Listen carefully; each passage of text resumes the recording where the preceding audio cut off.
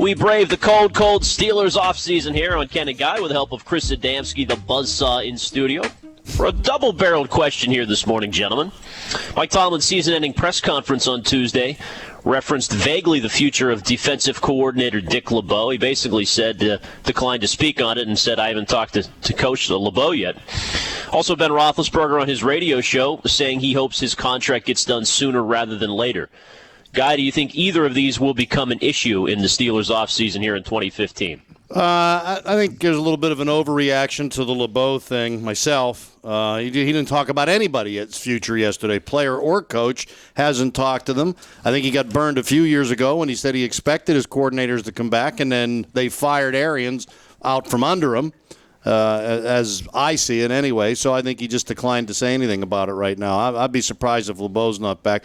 I could see the Roethlisberger contract being an ugly negotiation. His team's been in salary cap trouble for a couple of years.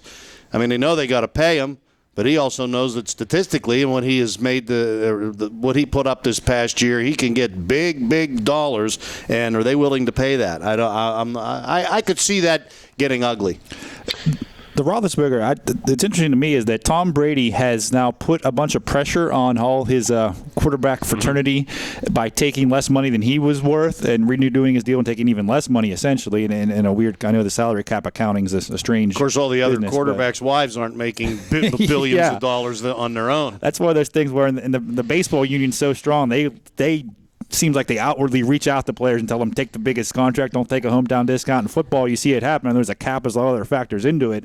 But the fact that Brady's done that now, the bar that he set, he's making, I don't say a fraction, but in terms of certainly in terms of the total contract, and again, the salary cap accounting is so strange, it's usually not what it looks like at face value. But think of what Jay Cutler's been. Now, if you're Ben's agent, do you say, Jay Cutler got $126 million, Ben gets $300 million, if that's the case? Yeah. Or if you're the Steelers, say, hey, Tom Brady took, again, I don't know, it was in the mid-teens, I think, on an average annual deal. Do you say, hey, this is what Brady took. Yes, okay, you can make more than this, but Brady also has a Super Bowl caliber team around him. There's cap considerations. It's not just a hometown discount for the sake of, I love the Steelers or I love Pittsburgh or whatever it is. It's a discount in terms of we can have more cap space. Ben has a better chance to win a Super Bowl. So I think there's that kind of pressure. And it'd be interesting to say which way it goes, because you could say it could go either way in that sense. Well, Ian Rappaport at one point had stirred up the local masses with talk that perhaps there wouldn't be a second contract here or a third contract, I guess. But the fact that Ben seems, resigned to he wants it. I mean, if he's telling the truth and he wants it to get done, I've got less concern that it'll get done. Do you guys think 5 years at $100 million to put him to age 37 is reasonable in a ballpark?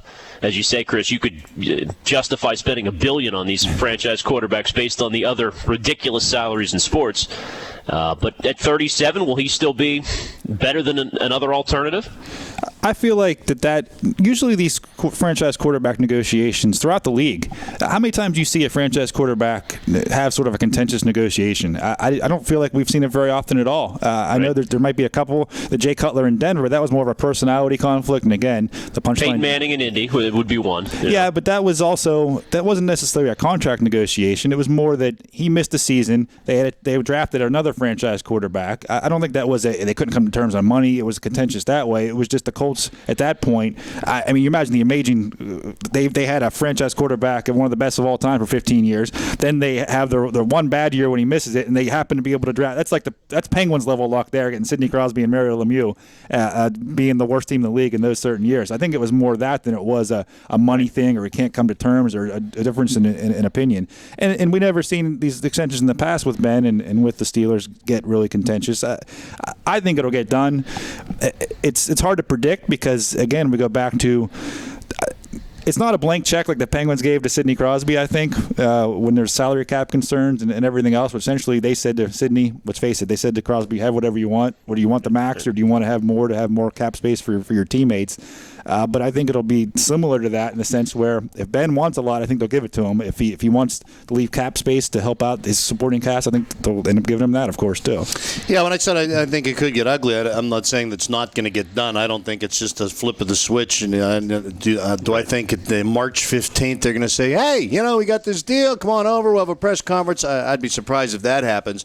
I think the the hard thing to agree on, Ken, will be the distribution of the money. You gave out total figures that I think are very reasonable. How much of it's guaranteed? How much of it is weighted at the end of the contract when he might not be? I mean, that would be the way to make a big total to make Ben happy, maybe, but also protect them that if his play does fall off, maybe make it incentive laden. Well, whatever. I think that's going to be the sticking point. How is the money distributed? How much of it's guaranteed? Yeah, there's going to be a figure tossed out there when and if this is announced, and it doesn't matter. In the NFL, they're not guaranteed contracts. There will be guaranteed portions of it, but yes, is it backloaded enough?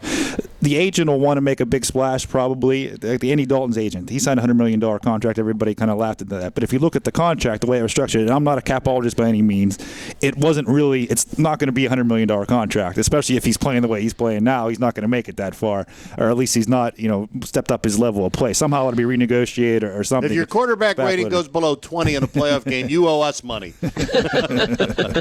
Well, maybe when Dick LeBeau's 82 and Ben is 82 in quarterback years, they'll retire together 5 years from now. We'll be talking about it all offseason here at TribLIVE.com.